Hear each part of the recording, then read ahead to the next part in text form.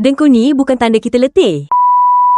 Risau tak bila tengok suami berdengkur terlalu kuat? Untuk akak abang dengar baik-baik, tidur berdengkur yang terlalu kuat sebenarnya bahaya. Itu menandakan bahawa saluran nafas kita tersumbat dan boleh menyebabkan apni yang mana dia menyempitkan aliran untuk oksigen masuk. So, korang yang nak ikhtiar mengurangkan masalah dengkur, melancarkan kembali aliran untuk oksigen masuk, macam mana nak buat? Boleh sama-sama ikhtiar dengan Arborist Nose Spray ni. Kita menggunakan bahan-bahan semula macam propolis, daun evi, pokok mallow yang dapat membantu mengurangkan dengkur dan melegakan tekak. Tinggal sembuh je seharui sekali pada malam hari sebelum tidur. Jadi sahaja sekarang ni harga tengah murah tahu. Cuba tekan beg kuning sekarang, berapa harga yang korang dapat?